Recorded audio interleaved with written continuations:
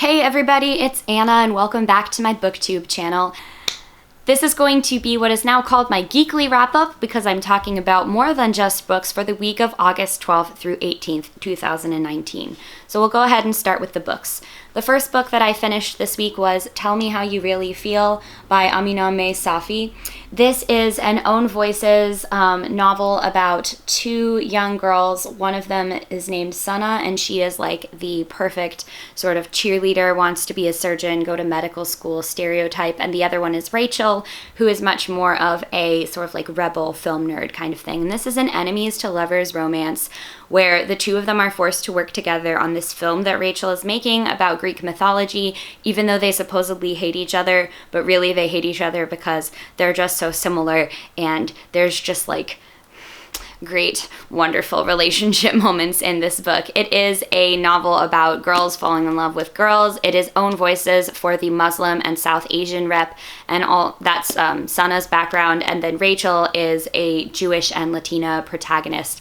I really enjoyed this book. I ended up giving it 4 out of 5 stars. I actually heard about it on a podcast, so I will link the episode down below if you'd like to listen to the interview with the authors. But yes, I would definitely recommend this. We need more Own Voices romance. I want to read more of it, for sure. Then the next 2 books are books that I picked up for the MythTake Readathon. I managed to finish both of them in time. I really loved one and I really disliked the other. So let's start with the one that I really loved. That was When Fox is 1,000 by Larissa Lai. This is a book that I don't understand why it doesn't get more attention, because it's seriously like a modern classic of lesbian and like Asian Canadian fiction. How come I've never heard people talk about this book before? I don't know, but it is an Own Voices retelling of the Chinese legends of the fox, which is a sort of trickster creature that can haunt and inhabit the bodies of young women after their death.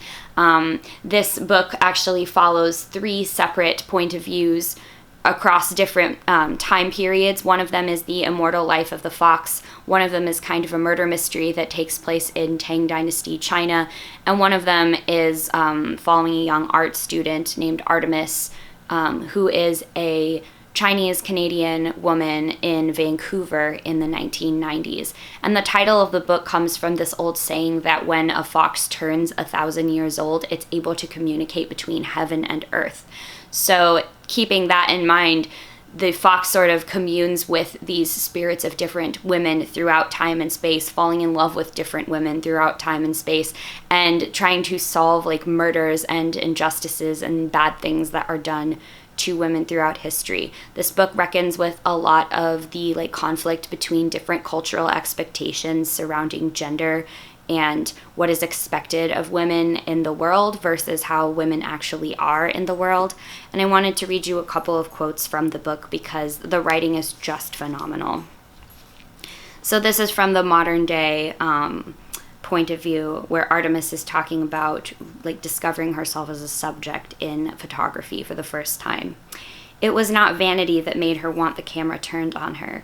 She couldn't explain the emotion. As a child, she had been fond of costumes, not for the sake of beauty, but for disguise and outrage, to investigate the possibilities of what she would become.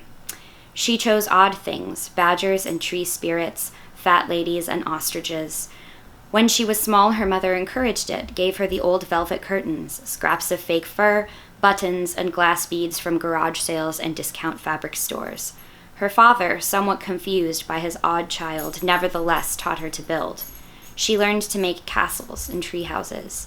At 13, when other girls had already discarded their first tubes of lip gloss and powder blue eyeshadow, she was still playing with grease paint. Her steady adolescent hands fashioned exquisite wings, lifelike ears, tiaras, and claws. So keeping in conjunction with the themes of shape-shifting and moving across bodies in time, one of the themes of this book, and something that the fox repeats throughout the story, is behind every mirage is another mirage. And I wanted to read this next passage here because it really reminded me of that sort of through line of the book, of what it's like for these main characters to be in Vancouver in Canada, remembering the massacre in Tiananmen Square. She tried to imagine tanks rolling across the gravel here on the edge of Chinatown, but it seemed absurd. Not that something so disastrous couldn't occur, only it might not happen here the way it does in China. Was that where the melancholy she sometimes felt came from? The possibility that she might not recognize an act of repression when it struck? Or did it come from tapping into a collective memory of all the deaths, abandonments, and slow stresses of war that have gone unspoken through the generations? Perhaps the precise stories and politics had been lost, but the emotional memory moves from generation to generation onto the next, as surely as any genetic trait.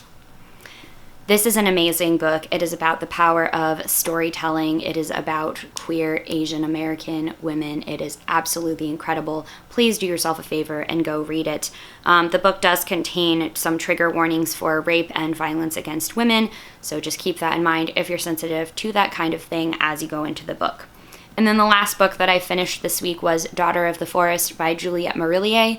This is the first book in an adult fantasy series, and I read this for the MythTake Readathon because it's a retelling of the story of the girl whose her 6 brothers get turned into swans, and she has to remain silent while weaving shirts for them to transform them back into humans. Hi, Gemma. Hello. Can you move out of the way, please? Good girl. My dog wants to be on the camera.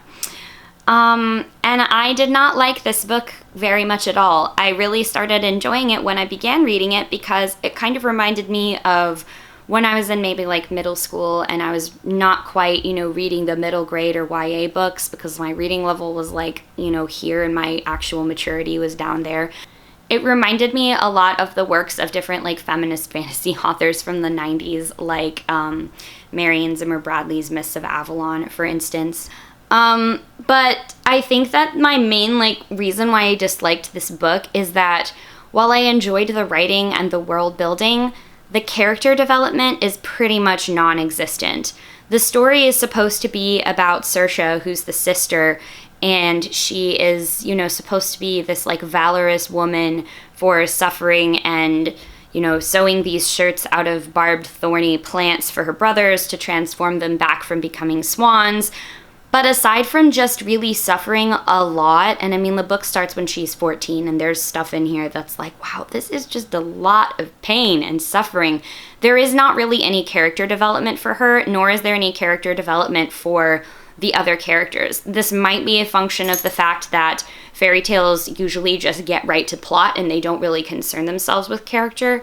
But I think that a retelling of a fairy tale, especially one that is trying to, tell the story of a woman that cannot speak for most of the book, needs to do better than just leave the character development where it's at with the normal fairy tale. This book does also come with some trigger warnings for rape and violence against women. The protagonist is actually a child for a lot of the book, and she's raped as a child and married to another man who is much older than her as a child. That was something that kind of grossed me out in this book. I understand that in the past, age differences were the norms surrounding the age difference in marriage was different than it is now. But it did still kind of skeeve me out that it was oh, here's a man in his mid-20s that's marrying someone who hasn't turned 16 yet. It's that made me really uncomfortable. That might just be me, but I don't know. I just was I can't really get past this very easily. So I ended up giving this book 3 out of 5 stars. So for the rest of the Geekly Wrap-Up, I have been playing a crap ton of the game Stardew Valley lately. It is a farming simulator video game that if you were really it's kind of exploded, so I feel a lot of people already know about it. But I have started a new farm in Stardew Valley. We just made it to our first fall season. And my favorite thing about this farm is that it is themed around the casting characters of the web show Critical Role, which is a live-streamed D&D campaign that a bunch of friends who are also professional voice actors have put together, and it's kind of gone viral. And I'm really excited because I have an entire chicken coop with chickens that are all named after the cast, and I'm just having so much fun playing it. It's very relaxing, it's meditative. The quality of the game is incredible, especially when you remember that it was just made by one guy as a passion project in his house for years. And then I also played one board game. This was actually a replay for me this week, but it is called Root a game of woodland might and right. And this is kind of a war game strategy game that's about a bunch of woodland creatures vying for control over the woods. There's like a woods map that you play on, and everyone plays as different factions. Unlike a lot of other competitive board games, this one is what is called asymmetrical, which means that every single woodland faction plays entirely differently. You have different actions that you can do on each turn, you have different rules limiting the things that you're able to do, and you have different victory conditions. So this time, I actually played as the Woodland Alliance for the first time ever. It's supposed to be an alliance of woodland creatures that rely heavily on guerrilla tactics and fomenting sympathy, kind of like Robin Hood type characters. They just go around making different villages sympathetic to them, and then if another faction tries to come and take over that clearing, basically like some of their faction becomes more sympathetic to my cause, so I get to steal cards from them. I really enjoyed it. I didn't end up winning, but I enjoyed the challenge so much that now I like really want to crack this game and figure out how to win as the Alliance. I've only ever played as the Marquis de Sade before, which is the cats, and they play very much like the evil empire in The Empire Strikes Back, where they have all of the resources and they control all of the things. Their only problem is that they're really spread out, and so you have to like really be able to get yourself moving around the board in order to stop people from, you know, rebelling against you and taking over your territory and your supplies. So that is going to do it for my Geekly Wrap-Up number 2. Comment down below if you have read any of these books or actually played any of these games, and I would love to hear your thoughts on them. I was also thinking about maybe posting a video of myself playing Stardew Valley. Is anyone interested in that? I live stream sometimes, but I think it could be cool to have like just a short little video archived showing you around the farm and introducing you to all of my animals that are named after people's D&D characters. Because I'm a nerd. Thank you all so much for watching, and I'll see you in the next one. Bye.